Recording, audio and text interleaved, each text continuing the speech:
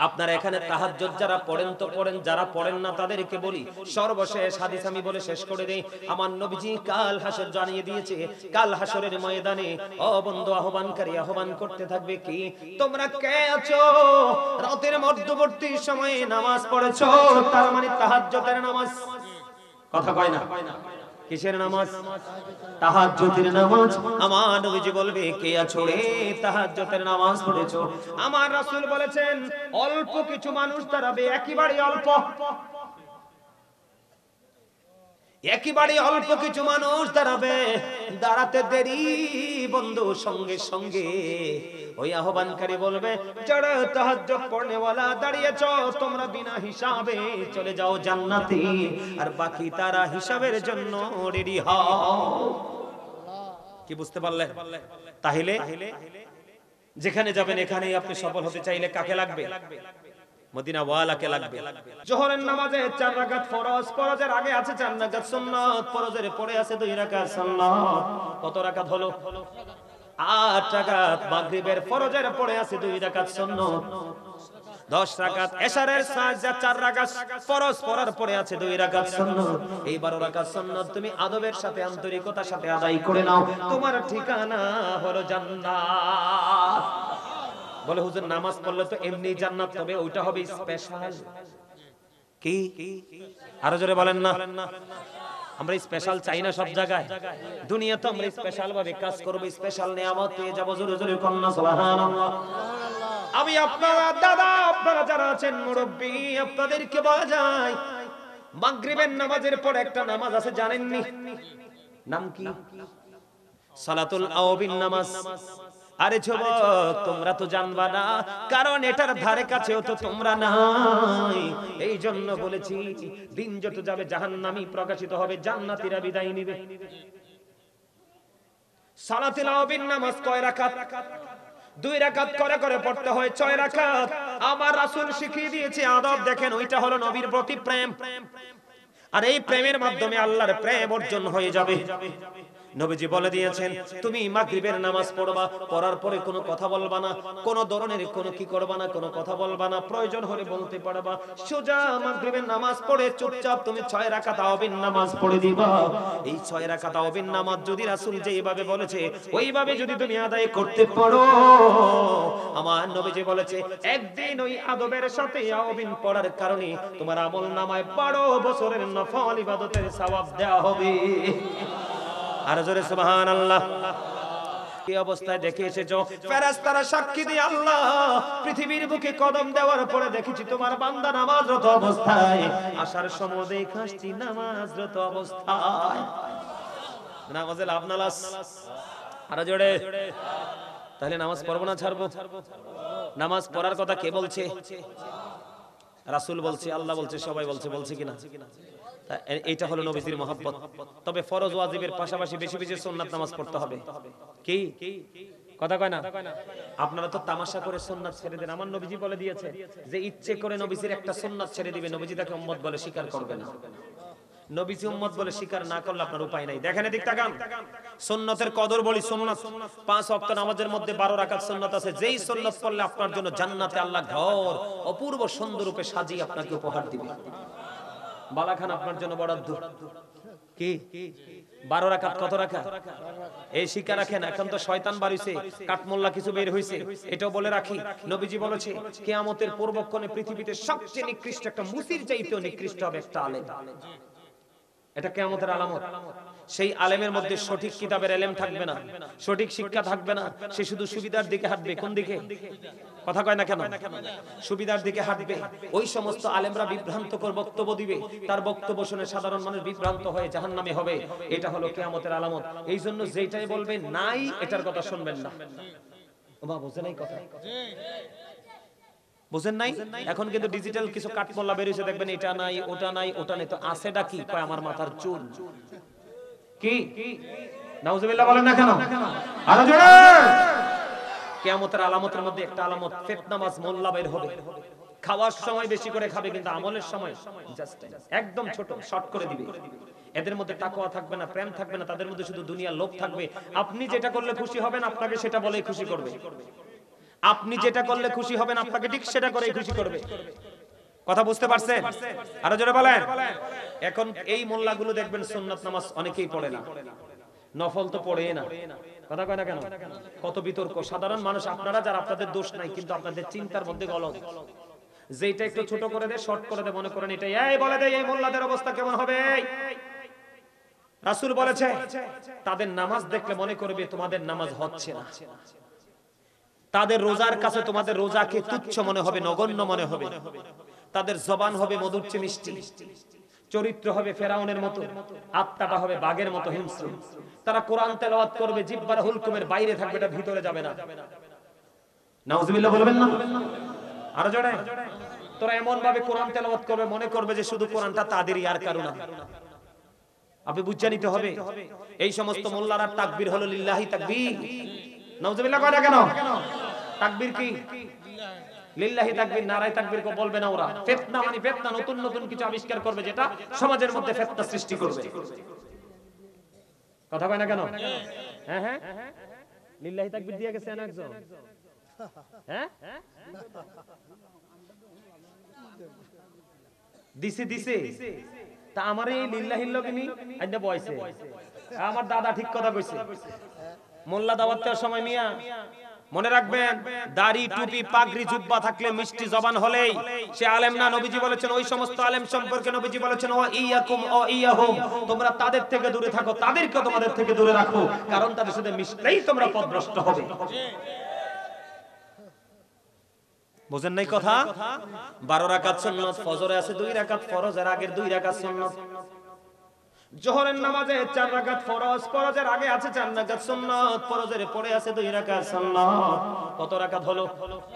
8 রাকাত। মাগরিবের ফরজের পরে আছে 2 রাকাত সুন্নাত, 10 রাকাত। এশারের সাজদা 4 রাকাত ফরজ, পড়ার পরে আছে 2 রাকাত সুন্নাত। এই 12 রাকাত সুন্নাত তুমি আদবের সাথে আন্তরিকতার সাথে আদায় করে নাও, তোমার ঠিকানা হলো জান্নাত। বলে হুজুর নামাজ পড়লে তো এমনি জান্নাত হবে, ওইটা হবে স্পেশাল। কি? আরো জোরে বলেন না। আমরা স্পেশাল চাই না সব জায়গায়। দুনিয়াতে আমরা স্পেশাল ভাবে কাজ করব, স্পেশাল নিয়ামত পেয়ে যাব। জোরে জোরে কন্না সুবহানাল্লাহ। আমি আপনারা দাদা, আপনারা যারা আছেন মুরব্বি, আপনাদেরকে বলা যায় মাগরিবের নামাজের পর একটা নামাজ আছে, জানেননি? নাম কি? সালাতুল আওবিন নামাজ। আরে যুবক, তোমরা তো জানবা না, কারণ এটার ধারে কাছেও তো তোমরা নাই। এই জন্য বলেছি দিন যত যাবে জাহান্নামী প্রকাশিত হবে, জান্নাতীরা বিদায় নিবে। সালাতুল আওবিন নামাজ কয় রাকাত? 2 রাকাত করে করে পড়তে হয়, 6 রাকাত। আমার রাসূল শিখিয়ে দিয়েছে আদব, দেখেন ওইটা হলো নবীর প্রতি প্রেম। আর এই প্রেমের মাধ্যমে আল্লাহর প্রেম অর্জন হয়ে যাবে। নবীজি বলে দিয়েছেন তুমি মাগরিবের নামাজ পড়বা, পড়ার পরে কোনো কথা বলবা না, কোনো ধরনের কোনো কি করবা না, কোনো কথা বলবা না, প্রয়োজন হলে বলতে পারবা। সোজা মাগরিবের নামাজ পড়ে চুপচাপ তুমি 6 রাকাত আওবিন নামাজ পড়ে দিবা।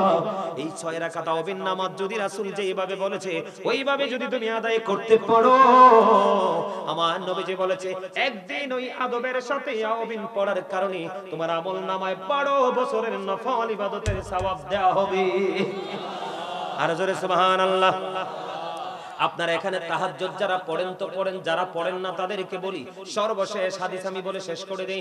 আমার নবীজি কাল হাসর জানিয়ে দিয়েছে, কাল হাসরের ময়দানে ও বন্ধু আহ্বানকারী আহ্বান করতে থাকবে কি, তোমরা কে আছো রাতের মধ্যবর্তী সময়ে নামাজ পড়েছো, তার মানে তাহাজ্জুদের নামাজ। কথা কয় না? কিসের নামাজ? তাহাজ্জুদের নামাজ। আমার নবীজি বলবে কে আছো রে তাহাজ্জুদের নামাজ পড়েছো? আমার রাসূল বলেছেন অল্প কিছু মানুষ দাঁড়াবে, একেবারে অল্প, একেবারে অল্প কিছু মানুষ দাঁড়াবে। দাঁড়াতে দেরি বন্ধু, সঙ্গে সঙ্গে ওই আহ্বানকারী বলবে যারা তাহাজ্জুদ পড়নেওয়ালা দাঁড়িয়েছো তোমরা বিনা হিসাবে চলে যাও জান্নাতে, আর বাকি তারা হিসাবের জন্য রেডি হও। কি বুঝতে পারলে? তাহলে যেখানে যাবেন এখানেই আপনি সফল হতে চাইলে কাকে লাগবে? মদিনা ওয়ালাকে লাগবে। আরো জোরে বলেন লাগবে কিনা? এখন আমরা যদি নবীকে দুরূদ পড়ি, নবীর দুরূদ পড়ি, আমরা রে বেদাতি কয়। ওমা কয় না? আপনাদের এলাকায় বেদাত ফতুয়া দৈন্য লোক আসেনি? ওমর খোদা হিয়া কি ইয়া কইতেছে এনো আছে যেতে বলবে নবীর দুরূদ পড়লে বেদাত, আপনি বলবেন তুই আস্তা বেদাত। ওমা কথা কয় না কেন? আমি বলি এই বেদাত বেদাত, এটা কেন বলছি শুনেন। আমি আজকে নবীর প্রেমে যদি কিছু করি আপনি আমাকে বেদাত বলেন, কারণ আমার নবীর প্রেমের নিদর্শন বলছি না নবীজির রক্ত খাইতে হবে কোরআন হাদিসে আছে নাই, কিন্তু সাহাবীরা খেয়েছে, এটা প্রেম না? একটা সাহাবী মালিক বিন সিনানকে বলে না এটা তো বেদাত। তাহলে ওই যুগে যেহেতু ওই বক্তব্য ছিল না, এই যুগে বক্তব্য প্রকাশিত হয়েছে, তার বক্তব্য শোনাও বেদাত। বুঝেন নাই? ওই যুগে যেহেতু নবীর প্রেম প্রকাশ করলে কোন সাহাবী একজনে প্রেম করলে আরেকজন বেদাত বলে নাই, তার মানে ওই সময় এই শব্দটা ছিল না। ওই সময় যেহেতু শব্দটা ছিল না, তুমি এই যুগে নতুন ভাবে প্রেমিককে বেদাতি বলে আখ্যায়িত করেছো, তুমি হলে আস্তা বেদাত। কথা কয় না কেন? আমি তোমাদেরকে বলি জুম্মার দিনে কেউ যদি নবীকে ভালোবেসে মাত্র 80 বার দুরূদ পড়তে পারো, আমার নবীজি বলেছেন, আমার রাসূল বলে দিয়েছে, আল্লাহ খুশি হয় তার 80 বছরের সগীরা গুনাহ maaf করে দিবে। তুমি তোমার প্যাকেটের বেদাতের প্যাকেট নিয়ে থাকো আর আমি আমার নবীর প্রেমে দুরূদ পড়তে থাকি। সুবহানাল্লাহ বলে না কেন? দাইলামি শরীফের মধ্যে আসছে হযরতে আনাস রাদিয়াল্লাহু তাআলা আনহু থেকে হাদিস বর্ণিত। ও বেদাত যারা ফতোয়া দাও তোমাদেরকে ডেকে ডেকে বলছি, ও বেদাতের প্যাকেটওয়ালা, পেকি বেদাতের বাজারে যারা বাণিজ্য করছো, আমি তোমাদেরকে বলি চক্ষু খুলে হাদিস পড়ো। আমার নবীজি বলে দিয়েছে, কেউ যদি নবীকে ভালোবেসে প্রতিদিন মাত্র 1000 বার যদি দুরূদ পড়তে পারো, আমার নবীজি বলেছে সে জান্নাত না দেখা পর্যন্ত তার মরণ হবে না। এটা গন্ড মূর্খ। ইন্নাল্লাহা ওয়া মালাইকাতাহু ইউসাল্লুনা আলান নবী ইয়া আইয়ুহাল্লাযীনা আমানু সাল্লু আলাইহি ওয়া সাল্লিমু। আল্লাহ যে দুরূদ পড়ে ফেরেশতাদের কিনা তার প্রমাণ হলো কোরআন। সলিমউদ্দিনের ফলা কলিমউদ্দিন লেখাপড়া নাই, চটি বই পড়ে আর যারে ভালোবাসে এত তো পৌঁছা ইমান লইয়া ঘুরে, এতে যেটা ফতোয়া দেয় এটা না পাবলিশ করে সার্ভিস দেয়, ঠিক কিনা বলেন? এগুলো শোনা যাবে না। নবীর ইজ্জত যত ছোট করবেন আপনাকে গজব তত গ্রাস করবে। কি করবে? আমি আপনাদেরকে বলি, ইন্নাল্লাযীনা ইউযুনাল্লাহা ওয়া রাসূলাহু লা'নাহুমুল্লাহু ফিদ দুনিয়া ওয়াল আখিরাহ ওয়া আ'আদ্দা লাহুম আযাবান মুহিনা। আমার আল্লাহ বলেছেন, আল্লাহ এবং আল্লাহর রাসূলকে যারা কষ্ট দেয় আল্লাহ তাদেরকে দুনিয়া আখিরাতে অভিশপ্ত করেছেন। ওয়া আ'আদ্দা লাহুম আযাবান মুহিনা, তাদের জন্য ভয়ঙ্কর সাজা বরাদ্দ রেখেছেন। আমার নবীর প্রেমে আমি দুরূদ পড়ছি, আমি তো আমার জন্য করছি না, নবীকে ভালোবেসে করছি। আপনি আমাকে বেদাতি বলেছেন, নবী কষ্ট পায় কি পায় না? নবী কষ্ট পাইলে আল্লাহ পায় কি পায় না? একটু আগে যে বুখারী মুসলিম শরীফের হাদিস মনে আছে, আল্লাহরে নবীকে মানলে আল্লাহ মানা হয়ে যায়, নবীকে অমান্য করলে আল্লাহরও অমান্য করা। তাইলে আমি তো নবীকে ভালোবেসে দুরূদ পড়ছি, যে দুরূদ আমার আল্লাহ পড়েছে, তুমি কে আমাকে ফতোয়া দেওয়া? তুমি আমি প্রেমে পড়ে নবীকে দুরূদ পড়ছি, তুমি এইটা চোখে দেখো নাই, বেদাত চোখে দেখছো, তার মানে কি তুমি নিজেই একটা বেদাত। কথা কয় না কেন? আরো জোরে। এই আপনারা অনলাইনে দেখছেন কিনা জানি না, গাজীপুরে, কোথায় গাজীপুরে এক লোক নবীকে ভালোবেসে এক যুগের উপরে হয়ে গেছে, ভাত খায় না খেজুর খায়। আপনি কি তাকে বেদাতি বলবেন না প্রেমিক বলবেন? প্রেমিক না? আমার নবীকে ভালোবেসে যে খেজুর খায়, খাক না, থাকতে পারলে থাক না। এক একজনের প্রেমের প্রকাশের নমুনা এক এক রকম। সুবহানাল্লাহ বলেন। আরো জোরে। ছোট্ট একটা হাদিস বলি, নবীর সাথে বেয়াদবি করেছে আলী রাদিয়াল্লাহু তাআলা আনহু থেকে হাদিস বর্ণিত। নবীজি বলেছেন, ক্বালা মান সাব্বা নাবিয়া ফাকতুরুহু ওয়া মান সাব্বা সাহাবী ফাদরিবুহু। আমার নবীকে যারা গালি দিবে, নবীর ইজ্জতের চাদর ধরে টান দিবে, তোমরা যদি উম্মত হও তাকে হত্যা করে ফেলো। কি করে ফেলো? আমার নবীর সাথে বেয়াদবি করলে আপনি বলেন স্লিপ অফ টাং, আর আমি প্রতিবাদ করলে আপনি বলেন কি আমি গীবত করি। গর্দবের ঘরের গর্দব, প্রতিবাদও বুঝে না, গীবতও বুঝে না, ঠিক করে বলেন। কি আপনার আমার কথা কি ব্রেনে ঢুকে? আরো জোরে বলেন, ঢুকে? এই এদিক তাকান, বুখারী শরীফের হাদিস। একটু বিরক্ত হয়েন, একটু শুনেন, আপনাদের ঈমানকে মজবুত করার জন্য। এগুলো শুনলে আপনার ঈমান কোনোদিন কোনো চুরি নিতে পারবে না। বুখারী শরীফের মধ্যে আসছে একজন খ্রিস্টান, সে তার ধর্ম ত্যাগ করে মুসলিম ধর্ম হয়েছে। যুবক তোমরা শোনো, মুসলমান আমাদের ধর্ম গ্রহণ করেছে, গ্রহণ করার পরে এবার সে সূরা বাকারা, সূরা আলে ইমরান তেলাওয়াত করেছে। কি করেছে? সূরা বাকারা সূরা আলে ইমরান তেলাওয়াত করেছে, নবীজির ওহী লেখার দায়িত্ব সে পাইছে। কি? আমার নবীর ওহী লেখার দায়িত্ব সে পাইছে। খেয়াল করেন, মুসলমান হইছে, সূরা বাকারা সূরা আলে ইমরান লিখেছে, পড়েছে এবং নবীর ওহী লেখার দায়িত্ব পাইছে। একদিন সে কি করলো?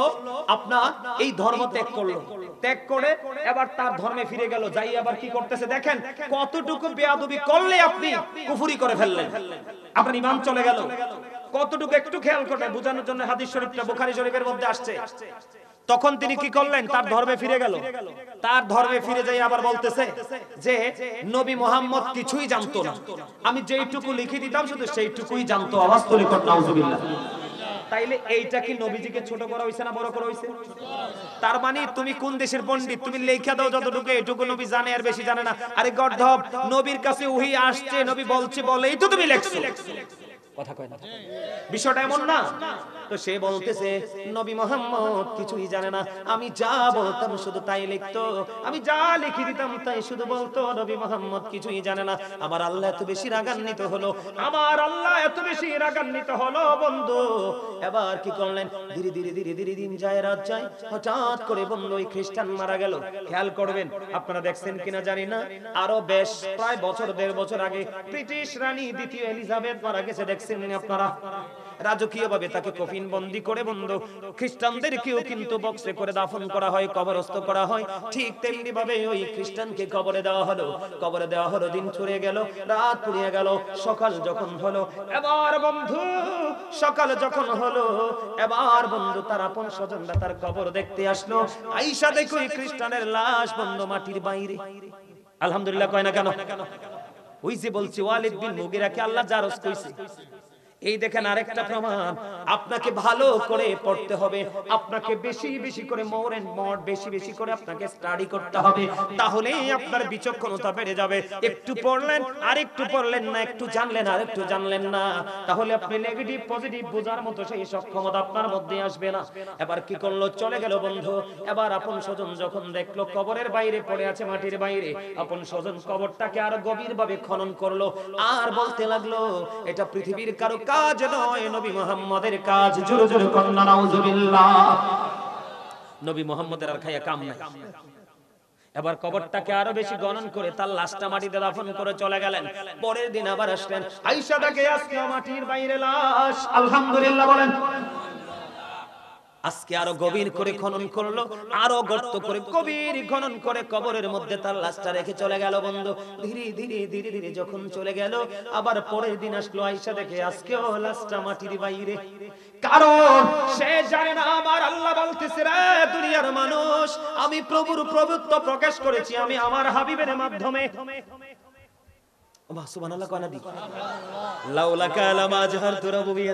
আমি যদি আপনাকে প্রকাশ না করতাম, আমি প্রভুর প্রভুত্ব প্রকাশ হতো না।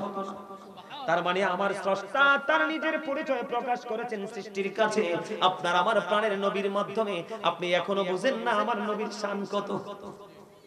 যেখানে ফরজ আছে সেখানেই সুন্নাত আছে। কথা কয় না কেন? যেখানে আল্লাহ আছে সেখানেই আল্লাহ রাসূল আছে, যেখানে জিকির আছে সেখানেই নবীর দুরূদ আছে। কালেমা পড়তে যান, যেখানে লা ইলাহা ইল্লাল্লাহ সেখানেই মুহাম্মদুর রাসূলুল্লাহ। আপনি জুদা করার কে? একদিন, 2 দিন, 3 দিন চলে গেল, তৃতীয় দিন বন্ধু আর তো খনন করা যায় না। এবার তাদের বিবেক খুলে গেল, প্রসারিত হলো। এবার তারা বলে না না, এইটা পৃথিবীর কোন মানুষের কাজ হতে পারে না, এটা নিশ্চয়ই ওই গডের কাজ। নাউজুবিল্লাহ বলেন না। আল্লাহকে গড বলা যাবে না, গডের সাথে আরেকটা লিঙ্গ আছে গডেস, ঠিক কিনা বলেন? আরো জোরে কয় না কেন? আরো জোরে। ভগবান বলা যাবে না, ভগবতী আছে সঙ্গে, লিঙ্গ আছে না নাই? এই জন্য নাউজুবিল্লাহটা বলে নিলাম বন্ধু। আসলে আমার নবীর সাথে বেয়াদবি করার কারণে রিঅ্যাকশনে গিয়েছে আমার আল্লাহ। তাহলে বোঝা যায় আমার নবীর সাথে বিন্দু পরিমাণ বেয়াদবি করলে আমার আল্লাহ ছাড়বে না। যদি আবার কখনো দেখা হয়, নতুন কোনো বিষয় নিয়ে আসবো, অনেক দেরি হয়ে গেছে। আর আপনারা তো এমনি তো বিরক্ত হন, আমারটা নিছি, আপনারা তো এমনি তো মনে বিরক্ত হয়ে গেছেন। সম্মানিত উপস্থিতি, আমার আলোচনার মূল উদ্দেশ্যই ছিল আপনাদেরকে সঠিক পথে ফিরিয়ে আনা। কারণ দিন যত যাচ্ছে মানুষ তত ফিতনার মধ্যে আসছে, কারণ সঠিক আলেমদের সাথে তাদের প্রেম নাই তো। বুঝেন না, নবীকে অপমান করলে হাতের গায়ে লাগে না। যেই বক্তা নবীকে অপমান করে কথা বলেছে তার বিরুদ্ধে প্রতিবাদ করলে হাতের গায়ে লাগে, কত বড় ব্যাক করে। কি যুবকরা বলো না কেন? কথা কি ভুল বললাম? বলে হুজুর পুরুষরাই শুধু প্রেম করছে, না না না, পুরুষরাই শুধু প্রেম করে নাই বন্ধু, উহুদের ময়দানের সাথে আরেকটা প্রেম যুক্ত বন্ধু মহিলা হযরতে নুসাইবা রাদিয়াল্লাহু তাআলা আনহা উহুদের ময়দানে শুনলেন তিনি নবীজি শহীদ হয়ে গেছে। এবার কি করলেন, নুসাইবা শোনার পরে পাগল হয়ে গেলেন, দৌড়াতে শুরু করলেন উহুদের ময়দানের দিকে। কিছু দূর যাওয়ার পরে খবর আসলো, রে নুসাইবা যুদ্ধের ময়দানে তোমার ভাই তো শহীদ হয়ে গেছে। নুসাইবা দাঁড়ায় না, কারণ তার খেয়াল হলো মদিনা ওয়ালার দিকে। নুসাইবা দাঁড়ায় না রে। এবার বন্ধু চলে গেল, দৌড়ায় শুধু নবীর প্রেমে। কিছু দূর যাওয়ার পরে খবর আসলো, রে নুসাইবা যুদ্ধের ময়দানে তোমার বাবাও তো শহীদ হয়ে গেছে।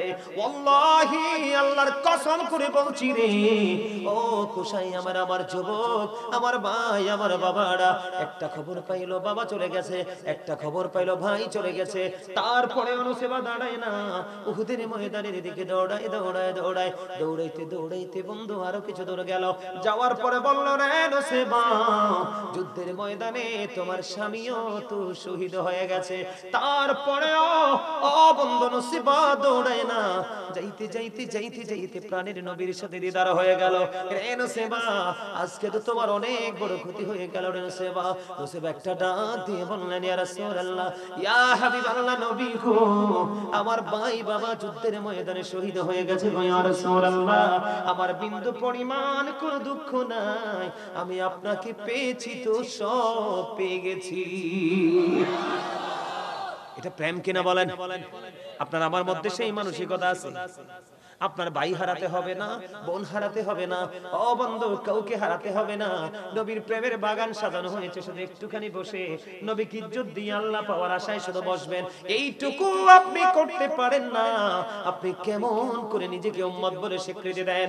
আরে এখনকার মুসলমান তাদের মানসিকতা এত নষ্ট রে, তাদের মানসিকতা এত দুষ্ট। তোমরা দেখো তোমরা কোন মুসলমান, তোমরা কোন নবীর উম্মত হতে পেরেছো? আমার নবীজি যখন চলে গেল, একজন সাহাবী খবর পাইলো আমার নবীজি বন্ধু পৃথিবীতে আর নেই। ওই সাহাবী খেজুর বাগানে ছিল, খেজুর বাগানে যখন শুনতে পাইলো প্রাণের নবীজি পৃথিবীতে চিরতরে বিদায় হয়ে গেছে, এবার ওই সাহাবী তখন ওই খেজুর বাগান থেকে আমার আল্লাহকে একটা ডাক দিয়ে বললেন, আল্লাহ আমি শুনতে পেয়েছি আমার নবী নাকি পৃথিবী ছেড়ে চলে গেছে গো আল্লাহ, আমি হৃদয় থেকে একটা দরখাস্ত তোমাকে দিয়ে দিলাম। আল্লাহ আমার এই চর্মচক্ষু দ্বারা আমি যদি আমার এই দুনিয়ায় প্রাণের নবীকে আমি দেখতে আর না পাই, আমি আমার এই চোখের দৃষ্টি চাই না, আমাকে তুমি অন্ধ করে দাও। আল্লাহি বন্ধু ওই সাহাবীর চক্ষু দুইটা আমার আল্লাহ অন্ধ করে দিয়েছেন। কত বড় আমার মদিনাওয়ালার প্রেম! জোরে জোরে কন্যা সুবহানাল্লাহ। বন্ধুরে আমার এখানেই শুধু ক্ষান্ত নয়, এখানেই শুধু ক্ষান্ত নয় রে, ও কুসাই আমার ভাই বাবারা, যুবক বন্ধুরা হৃদয় খুলে শুনো, এখানেই শুধু ক্ষান্ত নয়। আমরা সরল মনে একটা অবলা প্রাণী, তার নাম আকির নামক একটা গাধা। গাধার নাম কি? আকির নামক একটা গাধা রে। আমার নবী যখন পৃথিবী ছেড়ে চলে গেল, আমার নবী পৃথিবী ছেড়ে চলে যাওয়ার পরে ওই গাধাটা আমার নবীর বিরহ সইতে পারে না, আমার নবীর বিরহ সইতে পারে না। ও বন্ধু নবীর বিরহ সইতে পারে না, শুধু কান্দে রে। আর কি জীবনে প্রাণের নবীকে আর কোনোদিন দেখবো না, কোথায় গেল গো আমার প্রাণের নবী? আর কি জীবনে কোনোদিন প্রাণের নবীকে দেখবো না। ও বন্ধু কাঁদতেছে আকির নামক গাধাটা, শুধু কান্দে। 3 দিন পার হয়ে গেল, ও 3টা রাত পার হয়ে গেল, কোনো খাবার খায় না, কোনো পানি স্পর্শ করে না। 3 দিন 3 রাত্র চলে গেল, মতান্তরে 4 দিন 4 রাত্র চলে গেল। ও কুসাইয়াবের মানুষ, ওই গাধার প্রেমটা তো আমাদের সিনায় নাই রে। আমরা আবার নিজেদেরকে নবীর প্রেমিক বলে দাবি করি, আহলে সুন্নাতুল জামাতের অন্তর্ভুক্ত বলে দাবি করি। এখন যেইভাবে নবীকে ভালোবাসি, ওই বালাদ বারসা দিয়ে নবীর দিদার পাওয়া সম্ভব নয়। ওই আকির নামক গাধা 3 দিন 3 রাত্র, মতান্তরে 4 দিন 4 রাত্র পার হয়ে গেল, কোনো খাবার পানি বন্ধ স্পর্শ করলো না। সর্বশেষে গভীর সমুদ্রে ঝাঁপ দিয়ে নিজের জীবন সে কুরবানি করে আমার নবীর জন্য। জোরে জোরে বলুন না সুবহানাল্লাহ। শুধু এখানে ক্ষান্ত নয়, ও বন্ধু শুধু এখানে ক্ষান্ত নয়, উহুদের ময়দানে আমার নবীকে যখন ওই বেঈমান কাফেররা বৃষ্টির মতো যখন তীর নিক্ষেপ করতেছিল বন্ধু, হযরত তালহা রাদিয়াল্লাহু তাআলা আনহু আমার নবীকে এমন ভাবে জড়িয়ে ধরলো, এমন ভাবে আমার নবীকে জড়িয়ে ধরলো রে, বৃষ্টির মতো যত তীর আর আমি আমার নবীজির পবিত্র দেহ মুবারকে একটাও বিঁধতে দিব না বন্ধু। আরে যুবক, তোমরা অত যুবক রে, ওই তারাও তো যুবক ছিল, তাদের প্রেমের ডুরি দেখো। ওই তালহা রাদিয়াল্লাহু তাআলা আনহু প্রাণের নবীকে জড়িয়ে ধরে বন্ধু, রাখলো একটা দুইটা নয়, একটা একটা করে বন্ধু 70টা তীর এসে তালহার গায়ে বিঁধলো। বেঁধার পরে বন্ধু তারপরে নবীকে ছাড়ে না, তারপরেও নবীকে দুশমনের মুখে ছেড়ে অন্যত্রে চলে যায় না।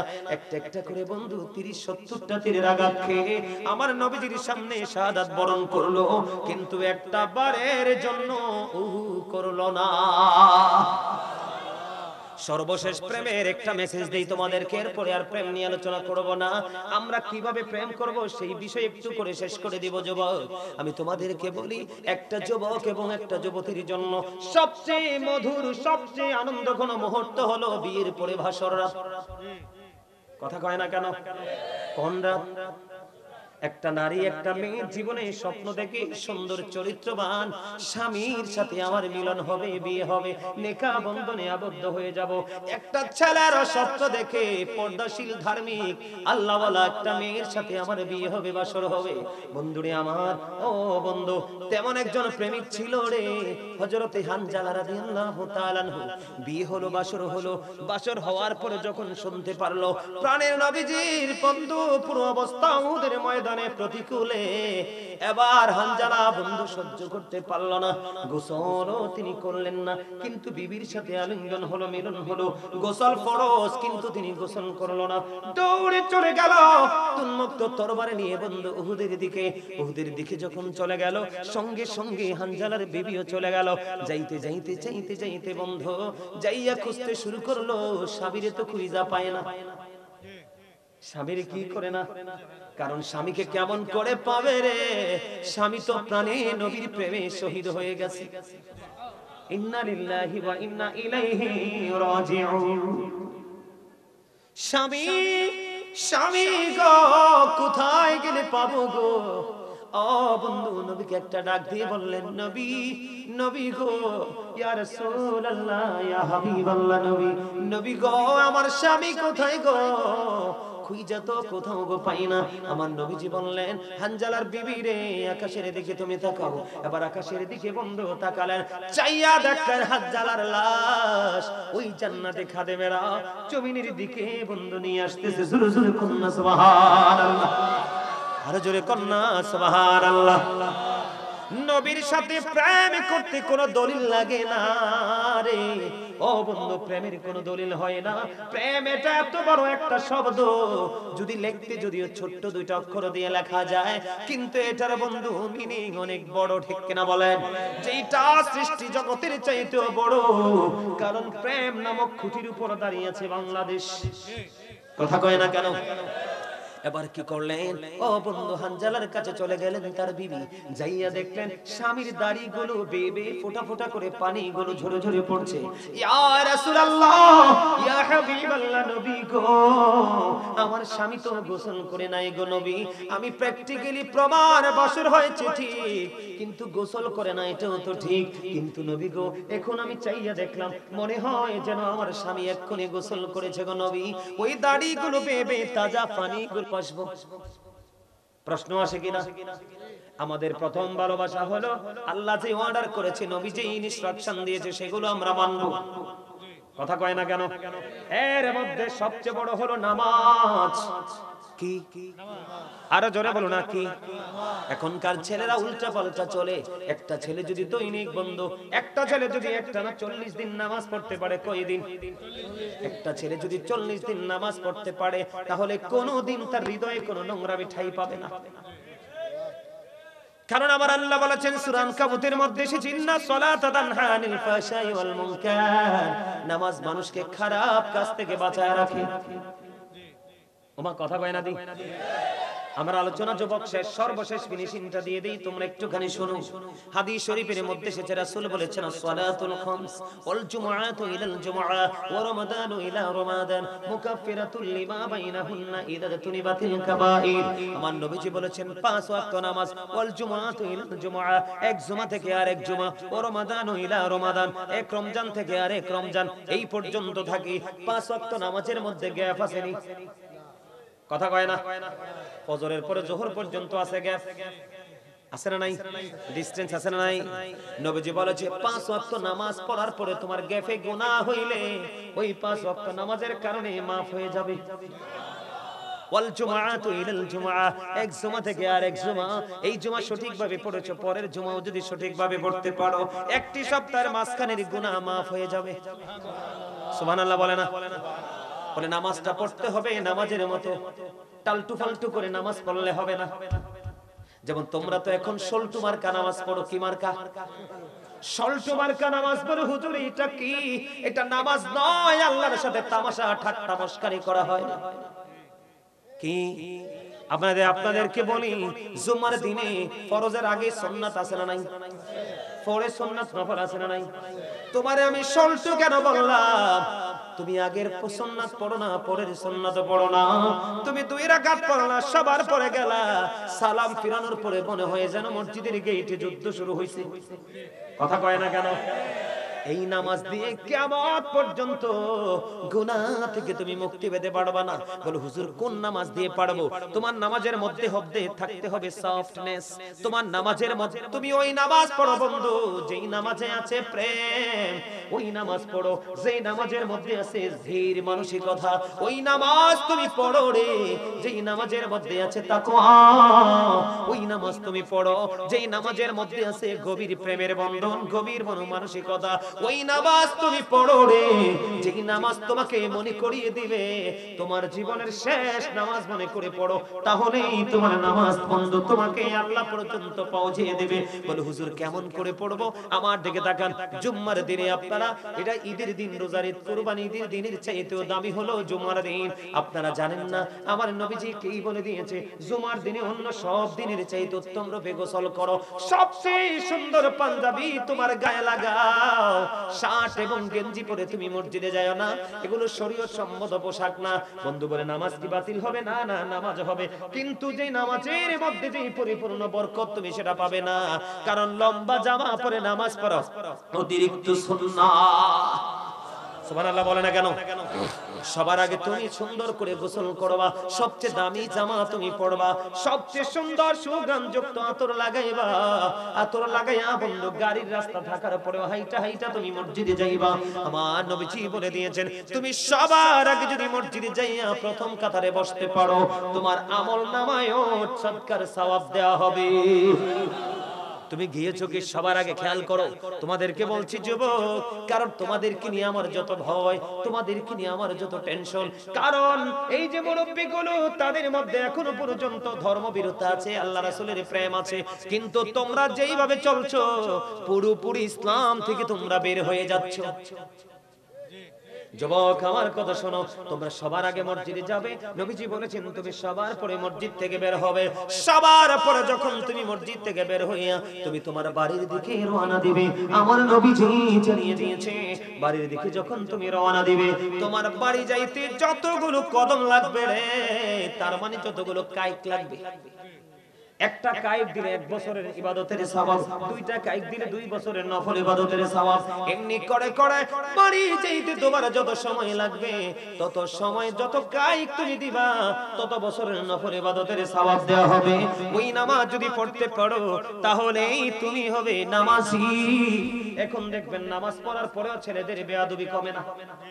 কিছু মুরব্বি আছে মিথ্যা কথা ছাড়ে না, কথা কয় না। সমাজে কিছু ক্যারেক্টারলেস পারসন আছে যারা সোজ ছাড়ে না।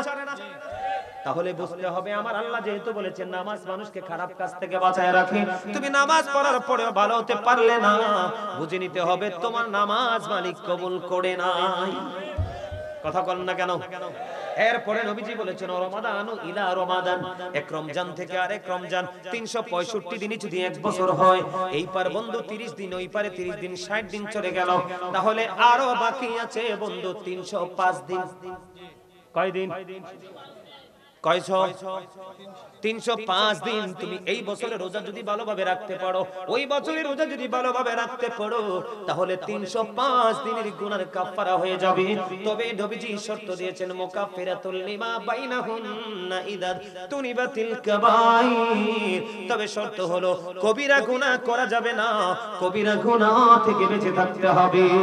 তাহলে নামাজ পড়লে লাভ না লস? নবীর মহব্বত হয় কি হয় না? আমার নবী যখন নামাজে দাঁড়াতো, পা মোবারক ফুলে বন্ধ রহ মোবারক বের হয়ে আসতো।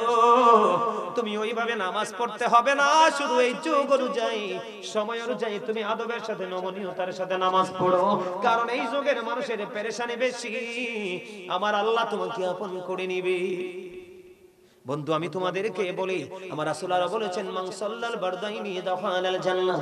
আমার নবীজি বলেছেন যে ব্যক্তি শীতল সময়ের দুই ওয়াক্তের নামাজ পড়বে, ঠান্ডা সময় মানে একটা হলো আসর আর একটা হলো ফজর, এই দুই ওয়াক্তের নামাজ যে সঠিকভাবে জীবন ভর পড়ে যাবে রে, তার ঠিকানা হবে বন্ধু জান্নাত। আমার নবীজি বলেছে যে ব্যক্তি আসরের নামাজ ছেড়ে দিল, তার সব আমল যেন বিনষ্ট হয়ে গেল। নাউজুবিল্লাহ বলেন না?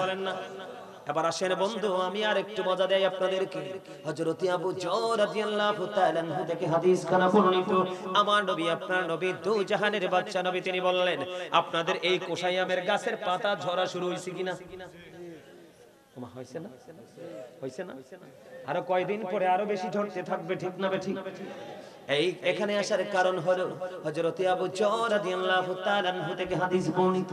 আমার আপনার প্রাণের নবী তিনি বলে দিয়েছেন বন্ধু, তিনি শীতের দিনে বের হলো, বের হওয়ার পরে দেখলেন গাছের পাতা ঝরে ঝরে পড়ছে।